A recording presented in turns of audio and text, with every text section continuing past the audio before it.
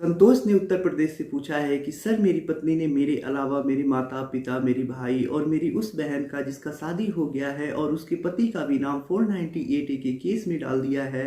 इस केस की वजह से हम लोग काफ़ी ज़्यादा परेशान हैं।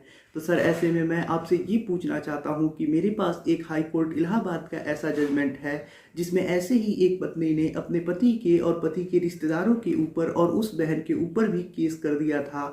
जिसकी शादी हो गई थी उसके पति के ऊपर भी केस लगा दिया था।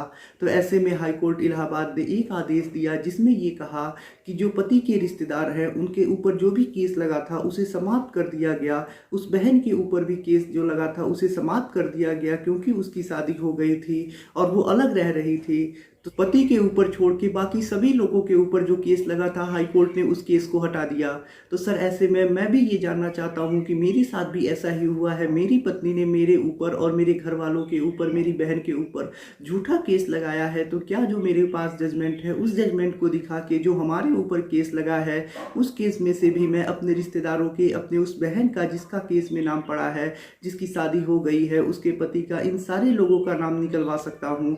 सर, इसके बारे में मुझे जानकारी दीजिए, क्योंकि मैंने ऐसा सुना है कि जो हाई कोर्ट का जजमेंट होता है उसे लोअर कोर्ट को मानना ही होता है। और हाई कोर्ट ने ये कह दिया है कि जो भी पति के रिश्तेदार है उनका नाम केस में से बाहर निकाल दिया जाएगा। तो सर, क्या उस जजमेंट को दिखा के मैं अपने केस में मदद प्राप्त कर सकता हूँ? ये जजमेंट मेरे लिए किस प्रकार से उपयोगी होगा? सर, इसके बारे में मुझे जानकारी दीजिए। तो चलिए आज हम इसी जजमेंट के बारे में आपको बताते हैं कि क्या फ़ायदा होगा और कैसे क्या करना होगा आपको। तो चलिए, मान लीजिए एक पत्नी है, उसने अपने पति और पति के रिश्तेदारों के ऊपर 498 का केस दर्ज करा दिया। उसके बाद जो पति है वो हाई कोर्ट गया, 482 सीआरपीसी का एप्लीकेशन लगाया। हाई कोर्ट ने पति के रिश्तेदारों को निर्दोष पाया और पति के रिश्तेदारों के ऊपर जो केस लगा था उसे समाप्त कर दिया। तो चलिए अब हम यहाँ पे आपके केस में आते हैं। आपके केस में भी आपकी पत्नी ने 498 का केस लगाया है। 498 के केस में पति के अलावा अन्य रिश्तेदारों के भी नाम डाल दिए हैं। उस बहन का भी नाम डाल दिया है जिसकी शादी हो गई है, बहन के पति का भी नाम डाल दिया है। तो ऐसे में जो जजमेंट आपके पास है जिसमें पति के रिश्तेदारों के ऊपर केस लगा था, तो ऐसे में हाई कोर्ट ने पति के रिश्तेदारों के ऊपर लगा केस हटा दिया है। तो क्या आप उस जजमेंट का सहारा लेके या फिर उस जजमेंट को दिखा के आपके जो रिश्तेदारों के ऊपर केस लगा है उसे हटवा सकते हैं या नहीं हटवा सकते हैं? यही हम आपको आज बताते हैं। सबसे पहली बात आप अपने दिमाग में रखिए कि जितने भी केस होते हैं सारे केस अलग होते हैं और उन केसों में फैक्ट भी जो होते हैं वो अलग होते हैं। यानी जितने भी केस होते हैं सब में अलग अलग फैक्ट होते हैं, सेम प्रकार के केस नहीं होते हैं।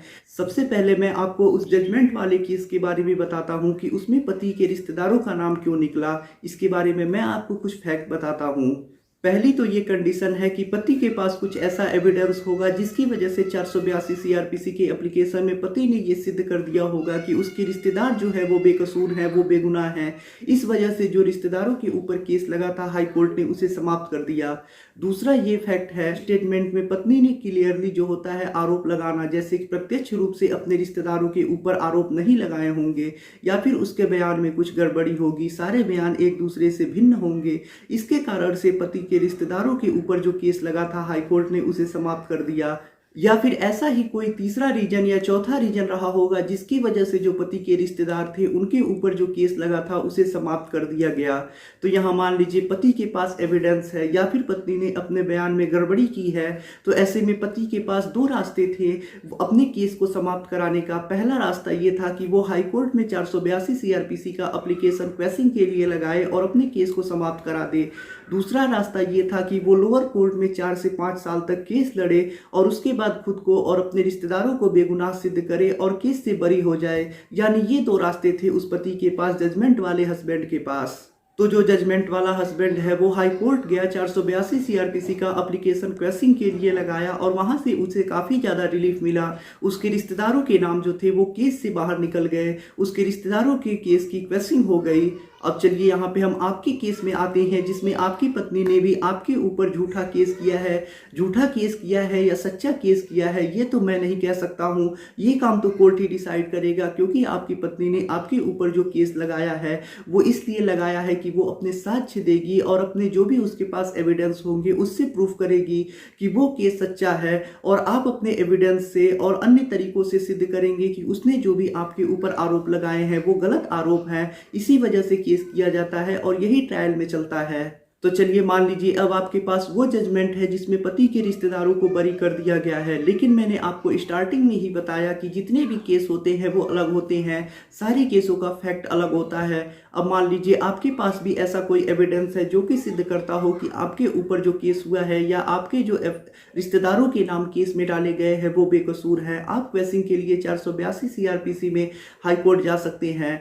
तो यानी आपके पास ऐसे एविडेंस हैं जो सिद्ध करते हों कि आपके ऊपर जो केस लगा है वो झूठा केस है, या फिर आपकी पत्नी ने जो स्टेटमेंट दिया है उस स्टेटमेंट में कुछ गड़बड़ी हो। तो ये डिसाइड कौन करेगा? ये डिसाइड तो सिर्फ कोर्ट ही कर सकता है, या हाई कोर्ट करेगा या फिर लोअर कोर्ट करेगा। हाई कोर्ट 482 सीआरपीसी में आपको तत्कालीन लाभ देगा और जो लोअर कोर्ट है उसमें आपको 4 से 5 साल मुकदमे लड़ने पड़ेंगे और खुद को बेगुनाह सिद्ध करने पड़ेंगे, तभी यह चीज हो सकता है, आप खुद को बेगुनाह सिद्ध कर सकते हैं। तो आपके केस में अलग फैक्ट है और जजमेंट वाले केस में अलग फैक्ट है। मान लीजिए अगर फैक्ट सेम भी है तो ये डिसाइड कौन करेगा? ये डिसाइड कोर्ट ही तो करेगा। तो आपके पास भी दो रास्ते हैं, पहला तो आप हाई कोर्ट जाइए, 482 सीआरपीसी का एप्लीकेशन लगाइए, या फिर आप लोअर कोर्ट में 4 से 5 साल तक केस लड़िए और खुद को बेगुनाह सिद्ध करिए। सिर्फ जजमेंट रख लेने से कुछ नहीं होता है, और ये जजमेंट जो आप रखे हैं उसे आप कहीं नहीं दिखा सकते हैं, कोर्ट इसे एडमिट ही नहीं करेगा। यानी ऐसा नहीं है कि आपकी पत्नी ने आपके ऊपर केस कर दिया है, आपके रिश्तेदारों के नाम डाल दिया है और सेम कोई जजमेंट है जिसमें रिश्तेदारों के नाम को हटा दिया गया है, तो आप उस जजमेंट को डाउनलोड कर लेंगे या फिर उसकी नकल निकलवा लेंगे और कोर्ट में ले जाके दिखा देंगे या फिर पुलिस को ले जाके दिखा देंगे। तो पुलिस या फिर कोर्ट आपके रिश्तेदारों के ऊपर जो केस लगा है उसे हटा देगी, या फिर कोर्ट आपके रिश्तेदारों के नाम को केस से बाहर निकाल देगी। ऐसा कुछ नहीं होने वाला है। अगर आपने भी ऐसा कोई मनगढ़ंत कहानी अपने दिमाग में बनाई है या फिर ऐसी कोई गलत जानकारी आपके पास है तो इस चीज को आप निकाल दीजिए। जजमेंट रख लेने से या फिर जजमेंट कहीं दिखा देने से आपको कहीं कोई लाभ नहीं मिलने वाला है। ऐसी स्थिति में या तो आपको हाई कोर्ट जाना होगा 482 सीआरपीसी में, या फिर लोअर कोर्ट में 4 से 5 साल केस लड़ने होंगे, उसके बाद ही आप केस से बरी होंगे। तो जजमेंट का यहाँ पे आपको कोई फायदा नहीं मिलने वाला है। जजमेंट को सिर्फ आप अपनी जानकारी के लिए पढ़ सकते हैं और अन्य आपको जजमेंट का यहाँ पे इस कोई फायदा नहीं मिलेगा। आप जजमेंट को दिखा के अपने रिश्तेदारों के नाम को नहीं निकलवा सकते हैं। आपके पास यही रास्ता है कि आप भी 482 सीआरपीसी में हाई कोर्ट जाइए और अपने सबूतों से या फिर पत्नी ने जो गड़बड़ स्टेटमेंट दिया है उसके आधार पे अपने और अपने रिश्तेदारों के केस को क्वेश्चन कराने का प्रयास कीजिए। हो सकता है आपके भी रिश्तेदारों के जो नाम पड़े हैं उसका क्वेश्चन हो जाए, उस केस को हाई कोर्ट समाप्त कर दे, आपके रिश्तेदारों के नाम को केस से बाहर निकाल दे या फिर स्टे लगा दे। या फिर आपके पास दूसरा यही रास्ता है कि आप 4 से 5 साल लोअर कोर्ट में केस लड़े और खुद को बेगुनाह सिद्ध करे। जजमेंट दिखा देने से, जैसा मैं बार बार आपसे बता रहा हूं, कि आपको कोई फायदा नहीं मिलने वाला है। आपके इस जजमेंट को कहीं कोर्ट नहीं देखेगा। अगर आपके पास सबूत होंगे और आप 482 सीआरपीसी में हाई कोर्ट जाएंगे तभी आपको मदद मिल सकती है। जजमेंट भी आपको हाई कोर्ट में नहीं दिखाना होगा, सिर्फ आपको एप्लीकेशन लगानी होगी और अपने एविडेंस देने होंगे। आपको कहीं कोई जजमेंट देने की आवश्यकता नहीं है। हाई कोर्ट में भी आप सीधा 482 सीआरपीसी में जाइए या फिर लोअर कोर्ट में 4 से 5 साल तक केस लड़िए, तभी आप बरी होंगे। तो शायद अब आपको मेरी बात समझ में आ गई होगी कि जजमेंट रख लेने से या फिर उसे कहीं दिखा देने से आपको कहीं कोई फायदा नहीं मिलने वाला है। आपको केस करना होगा और अपने भी बात को कोर्ट में सिद्ध करना होगा, क्योंकि आपके केस का फैक्ट अलग है और उस जजमेंट वाले केस का फैक्ट अलग है।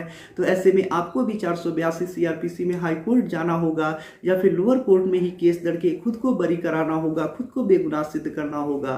क्योंकि मान लीजिए अगर जजमेंट वाले केस के आधार पर ऐसे कोर्ट लगे फैसला सुनाने, सबको बरी कर दे, तब तो सबके रिश्तेदारों के नाम वैसे ही निकल जाएंगे। हाई कोर्ट कोई एक जजमेंट दे देगा जिसमें रिश्तेदारों के नाम को बाहर निकाल दिया गया है। तो ऐसे में पति क्या करेंगे, उस जजमेंट की कॉपी अपने भी केस में दिखाना शुरू कर देंगे और सबके रिश्तेदारों के नाम बाहर निकलने लगेंगे। सबके रिश्तेदारों के ऊपर जो केस लगे हैं वो निकलना शुरू हो जाएंगे। सबके रिश्तेदारों के ऊपर जो केस लगे हैं वो समाप्त होने लगेंगे। तो ऐसा कुछ नहीं होता है। आपको अपने स्पेशली केस के लिए हाई कोर्ट जाना पड़ेगा या फिर केस लड़ना पड़ेगा, तभी आपको मदद मिलेगी। जजमेंट रख लेने से, दिखा देने से कोई फायदा आपको नहीं मिलेगा। जजमेंट आप सिर्फ जानकारी के लिए पढ़िए। ये अंधविश्वास मत पालिए कि जजमेंट रख लेने से, दिखा देने से आपको कोई मदद मिल जाएगी।